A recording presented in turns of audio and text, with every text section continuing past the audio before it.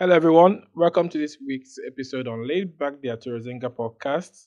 And our topic for this week is Eat to Reverse Pre-Diabetes and Balance Blood Sugar. Our guest for this week is Amy White. Amy is a nutritionist and a life coach. Amy offers nutrition counseling, support, and mindset shifts to women to improve their relationship with food. Hello, Amy. Welcome to the show. Hi, I'm happy to be here. Yeah, it's good to have you here. Thank you for honoring the invitation. So is this your first podcast? It is not my first podcast. Yeah. So It is my first podcast with you. yeah, but so what are your expectations since it's your first podcast with me then? It is, yes. So what are your expectations then? Of the podcast? Well, I'm hoping that people will walk away from this feeling a little more empowered, a little bit more in control of what they can control when it comes to feeling good and improving their health. Okay, okay. Hopefully we'll do that. So let's start off by actually defining what pre-diabetes. So what is pre-diabetes? So, prediabetes is this thing that happens when you go to the doctor and they tell you, "Oh, all of these blood markers on your labs are showing prediabetes." And so of course you're going to sit there and go, "What does that mean?" Generally it means that your blood sugar, the level of sugars in your blood is very high or higher than normal, and that's causing other metabolic hormones to sort of start shifting out of balance.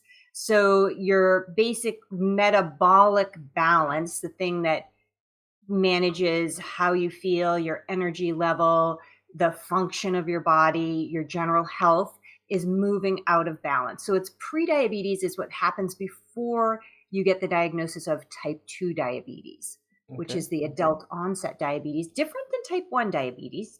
So what's the Um, difference between the two? so type 2 diabetes is a problem of too much insulin, which is a metabolic hormone. And type 1 diabetes is when the person has no insulin. They don't have any insulin at all. And insulin is that hormone that tells your body to bulk up, store fat, or burn everything in an attempt to manage your energy balance in your body. So with a type 1 diabetic, I am not a doctor. I'm not an expert, but this is I'll give you my take. Type 1 diabetes is your body's always burning. It's Yeah. burning off all the energy.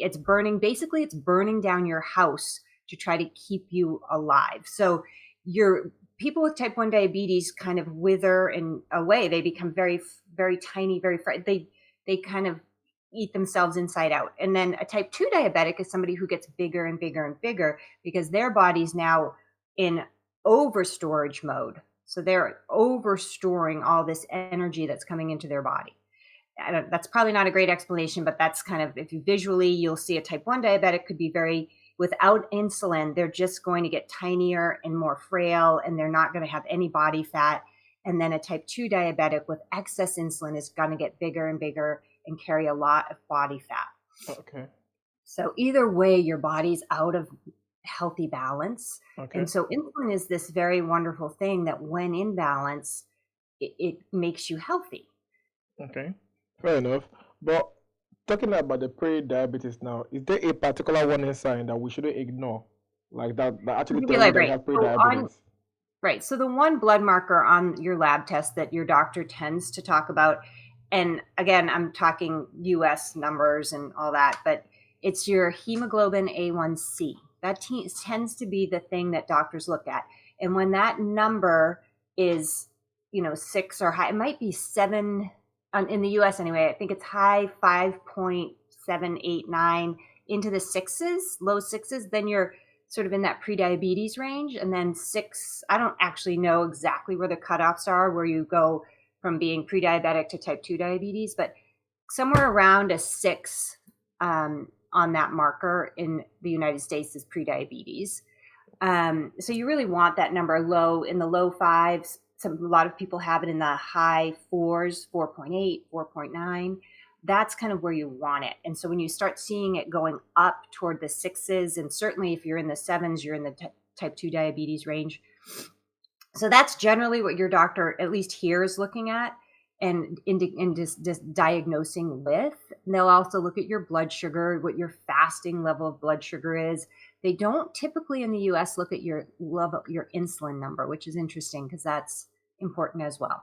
I think once you get into that prediabetes range, they do start testing for insulin as well. But prior to that, they don't usually look at it. They wait. And then if they see markers going in the wrong direction, then they usually will test for it. So when they find out that the person is like pre-diabetic, is there any way to reverse the pre-diabetes with lifestyle or lifestyle changes or diet alone? Like, is there any way to reverse it?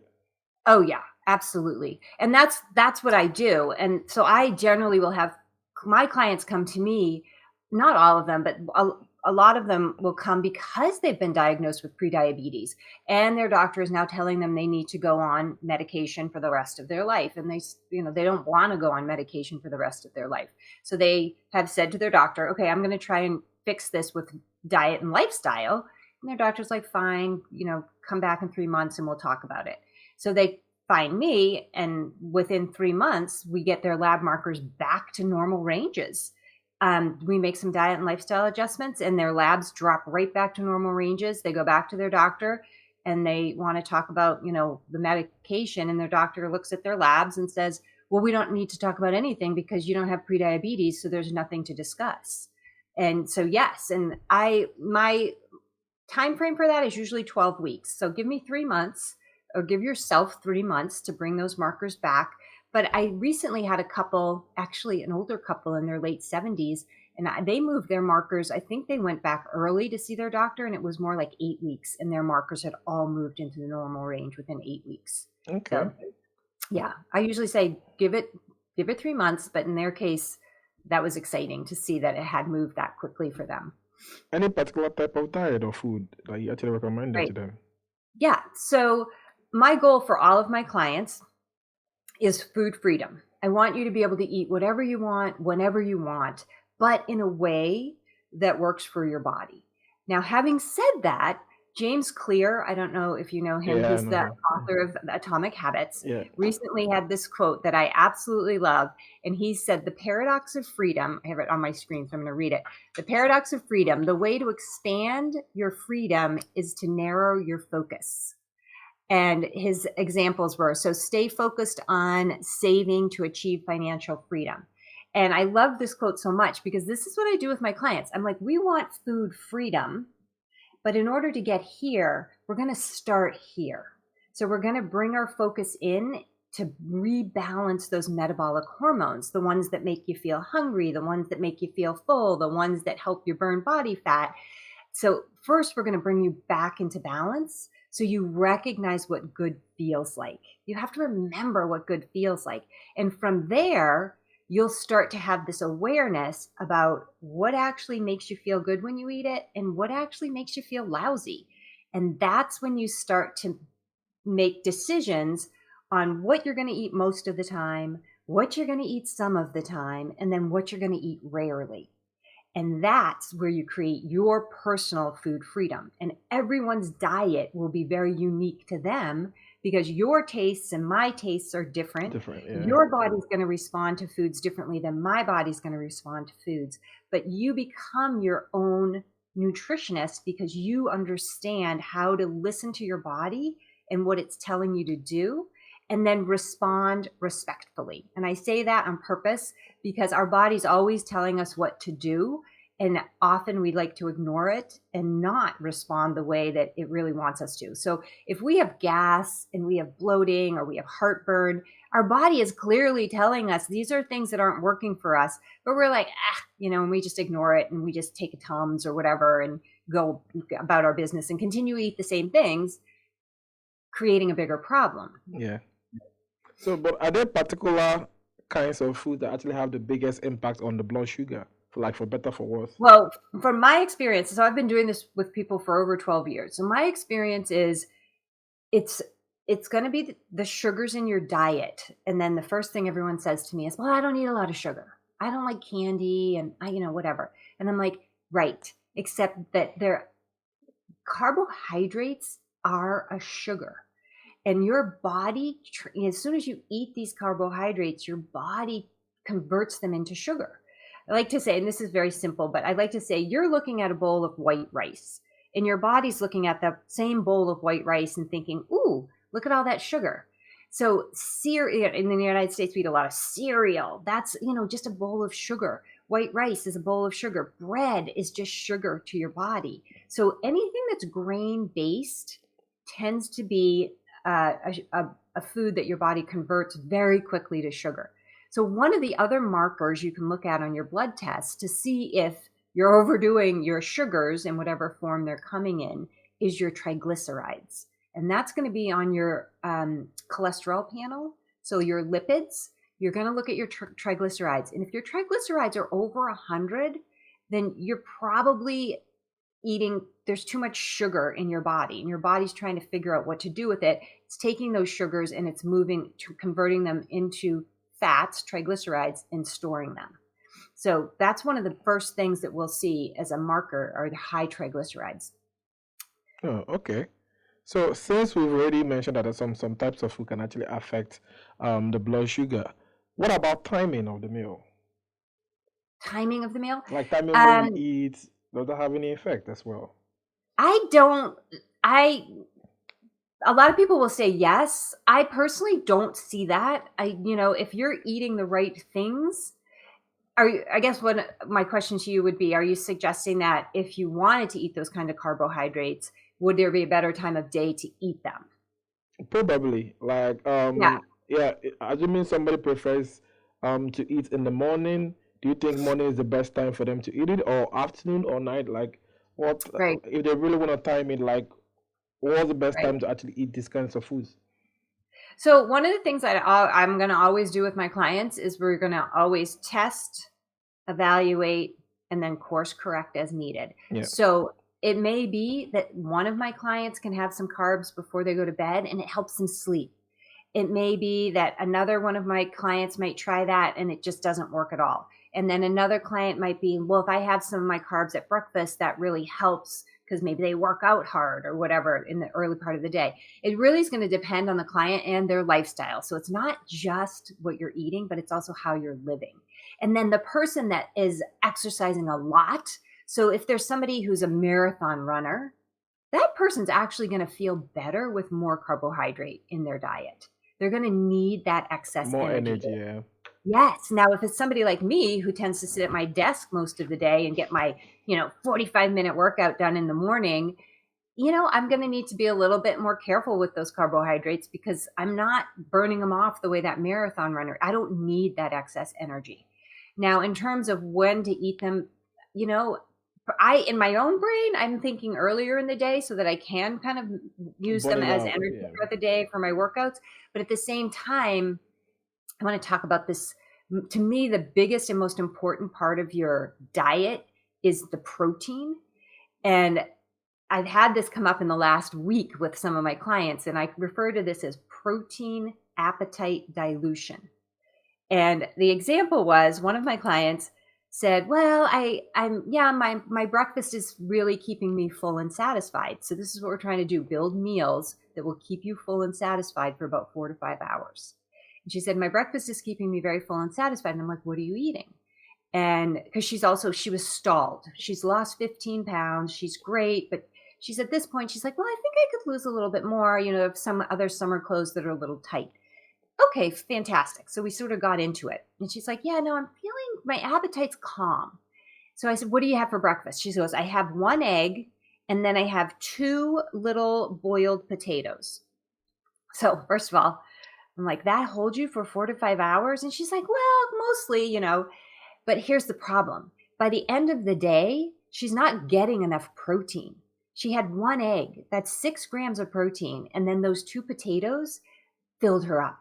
And so that to me is what I refer to as protein appetite dilution. She diluted her appetite with these carbohydrates, the potatoes, to the point where she was full before she could get the amount of protein she really needed in that first meal. So by a minimum of 30 grams of protein in a meal, minimum. Yeah. And so if she had instead said, oh, I'm going to have 3 eggs and I'm going to have a breakfast sausage and then maybe I'll have 1 little potato with that. That'd be better. That was how we rearranged the meal. So eat the protein, fill up, And then if you want that fun food, the veggies and the carbs and the colors, fantastic. But don't eat those first. Eat Yeah. those second, Oh, so you can get that protein in. oh, okay. So that means the proteins and fiber can actually help us to actually balance the blood sugar during meals then. Um, say one more So time. does that mean that the protein and fiber can actually help us to balance the blood sugar during meals? Oh, balance the blood sugar. Yeah. Well, so yeah, so if you're just gonna there you hear that a lot. Like if you're going to eat the carbohydrate, make sure you're balancing it with some protein and some fiber. So definitely. So when my clients are getting to that place of food freedom, yes, I want them to be able to eat a diverse amounts of foods, and yeah, combining foods in certain ways. And volume is, so veggies, the volume that you're getting is another way to calm your appetite. It likes volume. So salads and lots of non-starchy vegetables tend to give you a lot of food volume, which again, your belly likes, and it fills you up. And then you're getting that fiber. So yes, all of those things are good and should be included. Okay. So what about snacks then? So snacks, so ideally, Yeah. you're not snacking. Ideally, you're building meals that are keeping you so full and satisfied that you don't think about food for about 4 to 5 hours. So, again, everybody complains about that food noise. I'm always thinking about food. What am I going to eat? What am I going to eat? Their appetite just never shuts off. So, when you're giving yourself enough protein, you're actually feeding every cell in your body the vitamins, minerals, and other nutrients that they require. And once the cells get what they want, they will turn your appetite signal off. They're just like, we're done, we're shut down, we'll talk to you in 4 to 5 hours. And so you just kind of get to focus on the rest of what you're doing without thinking about food. So you don't actually snack. So my clients really, they start off as snackers, everybody does, but very slowly they start to come away from the snacking because they're eating these meals that they've built that are so delicious and satisfying that they don't again think about food for many hours. And then when they do think about food, this is another big difference to notice. It's more of a yellow light. It's kind of like, it's not a green light. You're not going from I'm not hungry to, oh my gosh, if I don't eat right now, the world's going to fall apart. Yeah. You go from I'm not hungry to yellow light. Oh my gosh, it's been about 4 hours. I think I'm kind of hungry. I need to think about what I'm going to eat. And you have 45 minutes, maybe an hour before you actually get to that critical point of I need to eat right now. So it gives you time to actually think about what you're going to choose as opposed to opening the pantry and grabbing the chips and just going at it because you can't think of what to eat because you're at this point too hungry. Okay, now having said that, that's the ideal, and that does happen, and it's quite amazing, and you feel like you got a lot of time in your day. If you are going to snack, so sometimes you're on a long road trip or you're busy and work doesn't allow you to actually sit down and have a meal, I do encourage high protein snacks. Like if you're going to snack, you might as well eat something that's actually going to help your body burn body fat, keep you feeling full. So I do recommend kind of high protein. So cottage cheese or low fat cottage cheese, fat free yogurts, sugar-free jerkies, tuna, fish, canned fish. I'm trying to think what else. I have a huge list, which I'm actually, I have a huge list, and I'm very happy to give the link to my snacks list to anybody who's listening to the podcast. So yes, absolutely. And they might have to, depending if in the UK or the US, they clearly have to maybe figure out, well, what's similar to this in the UK? This is a US food, but yes, I'm more than happy to share that list. Okay. So, but looking at somebody who is trying to reverse their diabetes right now, so what would a day of eating actually look like for the person? Oh, that's such a good, oh gosh. That's such a good question.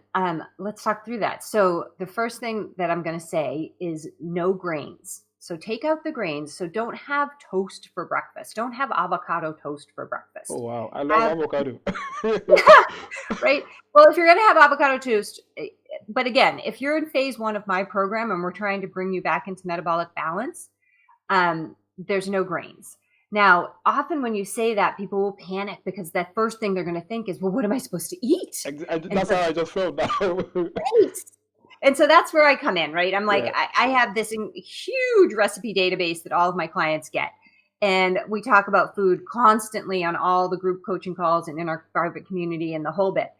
Um, so what would I eat for breakfast? So if you're hungry, for the first thing I'm going to ask you is don't eat if you're not hungry. So if you wake up and you're hungry, then I want you to eat. If you wake up and you're not hungry, then I want you to wait it out. And I want you to see when you start feeling hungry. See how many hours it is before you actually are awake and feeling hungry. And if you're just, a lot of people are completely out of tune with their appetite cues. So if, we're getting to 11 in the morning and you're still not hungry, I'm usually going to encourage people to go ahead and eat at least no later than 11. Get that first meal in. But let's say you're hungry. So I would say if you like eggs, eat eggs. If you like, I would put some more meat with that. So I do some sort of a breakfast sausage or some sliced meats, deli meats, if you like. But I'm also going to ask you to be a little bit more careful about what you're choosing. So I would encourage my clients to look at chicken sausages over beef or pork sausages if they have a weight loss goal. So generally with prediabetes or type 1, type 2 diabetes, there is a weight loss goal. So you can certainly eat bacon and ham and even pork or beef sausages, but I would not eat those every day. I'd mix it up and have some chicken, so lower fat sausages mixed around in there. And with the eggs, if you really want to push the protein, you're going to do 2 or 3 whole eggs, and then you're going to do 2 or 3 egg whites mixed in, scramble it all together. We usually eat a lot of leftovers for breakfast. So if we have leftover cooked burgers, we'll have burgers. My breakfast generally looks like a lunch or a dinner. So I make a high protein lasagna. So I'll have a big salad with a big piece of that high protein lasagna on that salad for breakfast. We have this hang up on breakfast foods. You in the UK less than us in the US. I like what you guys generally eat for breakfast. Yeah. But yeah, so you want it to be a protein forward breakfast. So if you like steak and eggs, eat steak and eggs. That would be a great breakfast. That'll fill you up and keep you full for hours. Oh. Okay. So breakfast, I'd do some sliced tomato with that, maybe some sauteed spinach. I'd skip the potatoes, I'd skip the toast, and just stick with the, non-starchy veggies and the meats, whatever kind of meats you want to combine and have. And then for lunch, if you like salad, don't have salad with chicken. Have chicken with some salad. So again, you're prioritizing that protein portion of your meal. So what's the difference? You said don't So have. when you have salad with chicken, you're generally at a restaurant and they're going to give you like 3 ounces of chicken on top of your salad. If you're going to have chicken with salad, I'm looking at 6 ounces of chicken and the big salad. So basically, you want extra Protein. protein. Oh, And if okay. you're in a restaurant, you can ask them, say, I want double the protein. It gets more expensive if you're in a restaurant, but yeah. And then for dinner, again, you're going to do those veggies and you're going to do some kind of protein and use healthy fats, olive oil, avocado oil, butter to make the veggies tasty. But you don't need to add extra fat to the meat. The meat comes with its own built-in fat. So that's the kind of stuff you'd be eating. So what I do with my clients is definitely give them, the resources. So they're like, oh, okay. They don't feel like they don't know what to eat. There's no question about what to eat. It's very, very, and we keep it simple. It's like everybody feels like they have to make all these elaborate meals. I'm like, you don't. Make hamburgers, eat hamburgers with salad. It's so simple. Make a ton of hamburgers so you have lots of leftovers in the refrigerator. That's the other thing is have all this cooked inventory so that you don't have to meal prep so much because you have all the inventory. You can just open the fridge and be like, oh, today I'm going to have this, shredded chicken with some salad, or oh, I'm going to eat a piece of my lasagna that I made the other day that I've cut into 10 pieces, or I'm going to have this leftover burger, or I'm going to eat this leftover pork loin, or have it cooked and ready. Mental health is a paid partner of this episode. Growing up in Nigeria, mental health was not discussed in our homes. As a man, you are discouraged from showing your emotions, as this is seen as a sign of weakness.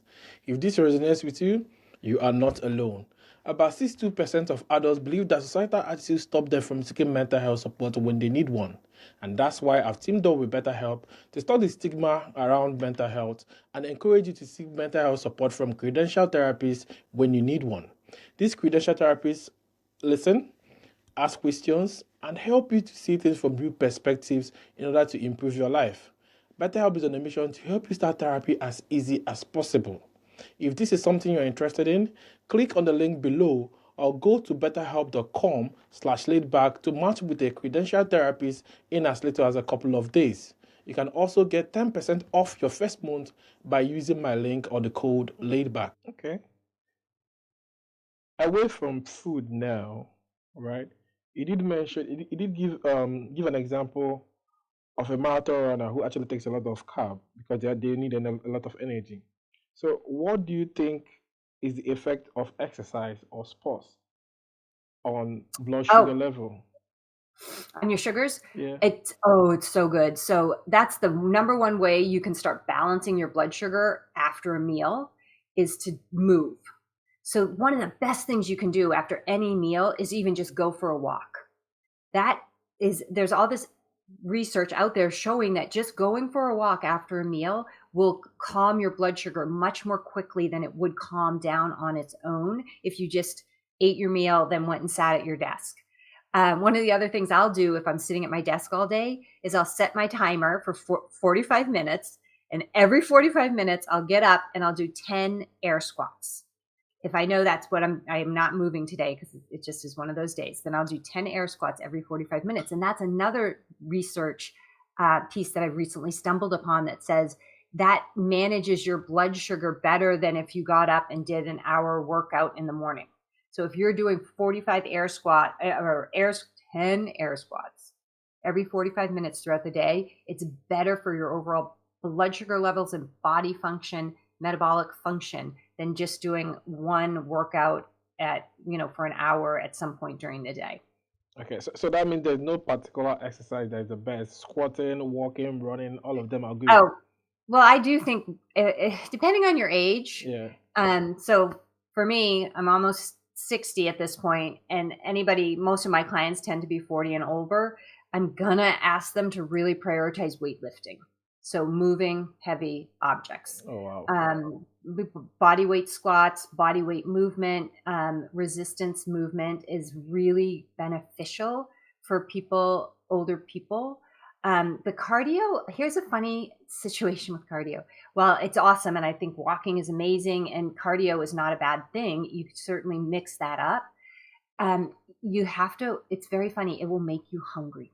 So cardio increases your appetite. It makes you hungrier. Yeah. So watch that. It's very interesting. So it's a curious side effect. Think about when you have holidays and you're thinking, oh, let's go work up an appetite. Often they have these fun runs or something on the day of the holiday and everybody's working up their appetite. That's what we're doing, right? The cardio is making you hungry. It's increasing your appetite. So if you're feeling like you don't have a lot of appetite control, I would say go easy on the cardio, do the walking. But try finding a gym, a trainer, try figuring out YouTube. There's lots of great videos on YouTube that are free for beginner weightlifting, but just start trying to move some weight around. Okay. So you said cardio makes you hungrier, right? So what about stress? Does stress make you hungry as well, or does it have any impact on your blood sugar as well? Oh, yes. Stress makes you so hungry. So one of the biggest problems of older adults have is we tend to say, "Oh my God, I don't sleep at all," or "I'm so tired all the time." And so not sleeping is going to raise your stress hormones, that hormone we all hear about, cortisol. And so when cortisol is high, yeah, we are hungrier. Our stress levels are up, and this is when you'll find that you're just feeling like you want a snack. Your body's the way I look at it is your body's looking for this, especially if you didn't sleep, your body's looking for energy. And so it's going to start craving these high energy foods, sugary, carby foods. It's looking for that energy. But when you recognize, oh, I didn't sleep very well. Oh gosh, that's why I'm hungry. When you have that awareness, you don't feel like there's anything wrong with you. You're just Yeah. like, oh, this is exactly what should be happening. This is normal. But you also then have the ability to kind of recognize it and manage it. Maybe be like, okay, well, I'm going to eat, I'm hungrier. So make better choices or different choices. Go in for that sugar-free jerky, have some beef sticks, eat some hard-boiled eggs, whatever it is, go for that kind of food. As opposed to the chips and the pretzels and the, ice cream or whatever it is you dive into. That I always tell my clients, when that door of awareness opens, it really never closes. And you just continue to get more and more aware. And it really does affect the behaviors, what you're doing. It's a good thing. Mm. So, does that actually influence why some diets work in some people and they don't work in other people? For example, you mentioned stress, exercise, lack of sleep. Do does that actually have any effect on why some diets work on Mr. A and it doesn't work on Mr. B? It could be, but I will say this: I really believe it comes down to the food. So not all foods are created equal, and if you're making the right choices with your food, and this is one of the first things that I see with my clients, or one of the first things they say to me, is their anxiety goes away. So when they're starting to make their right food choices and they're feeding their body in a way that's really working for them, they feel less stressed. Their anxiety calms way down. So the things that were stressing them out are still there, but they're not reacting to them the way they used to. So that to me is a huge one. That's one thing that I don't actually talk about much in when I talk about what I do and how it impacts your body. And I should, because everybody is anxious, everybody is stressed. And to have this control over that level of anxiety is really a big deal. But I don't think about it when I talk about weight loss, right? But when you're changing the input, which is those food choices, your body responds in so many different positive ways. Your sleep actually gets better. Your anxiety calms down. It's really interesting how it impacts the body. So yeah, I do think that really chronically high stress can be a big problem. But I also have clients who have very chronically high stress. Some of my clients are doctors, some of my clients are lawyers. They have this very stressful lifestyle. Yeah. And they're seeing this kind of an impact where they're making these food changes and they're calming down their metabolic hormones, and they're less stressed. Okay. So we mentioned snacks, Yeah. keto, protein, grains, fiber, snack, everything. So what about fruits? I don't think we mentioned fruits. So Oh yeah. so our fruits are like off limits for people with pre-diabetes? Mhm. So fruit is amazing. I love fruit. I eat a lot of fruit. But I'm also at this place, right? I'm at my food freedom place. Yeah. So with my beginner phase 1 clients, when we narrow our focus, I'm going to ask them to think about fruit in a way that I just want you to, the goal is to balance those metabolic hormones. If their blood sugar is really high and they have a lot of sugar or carbohydrate cravings, I'm going to ask them to hold off on the fruit for a couple of weeks, usually a month, so 4 weeks. That first phase 1 of my program. Let's not eat a lot of fruit. Let's try to avoid the fruit and see what happens, because fruit, while it's a great food and it's got fiber and it's delicious and it's a natural way to enjoy something sweet, it can keep those sugar cravings alive in somebody who's trying to bring that into balance. Most of my clients, I don't really get any pushback on that. They're like, okay, because I'm not asking them to give up fruit. I'm just saying, let's right now, as we're narrowing our focus, see how fast we can get you feeling really good. And, so I generally want my clients to feel better within 7 days. And then I want them to see noticeable weight loss within 4 weeks or less. So in that first phase period. And really, calming those sugar cravings is so powerful because you regain control, what feels like control over food. So yes, so I'll ask them to go easy on the fruit for that first 4 weeks. If they must have something or they're just really craving, I would say eat berries. So we're going to eat low sugar fruit like blueberries or raspberries or blackberries. even some strawberries, but just keep it to a low sugar fruit. Oh, okay. So what about skipping breakfast then? Does that help a high blood sugar level? So again, I might be different than a lot of other. I'm seeing a lot of people out there saying, whatever you do, you need to eat that breakfast meal. Don't skip breakfast. It's bad for your cortisol levels and all these. That has not been my experience with my clients. So again, I'm always going to say, don't eat if you're not hungry. If you're not hungry and you're eating, you're generally overfueling. You're putting in fuel that your body doesn't need yet.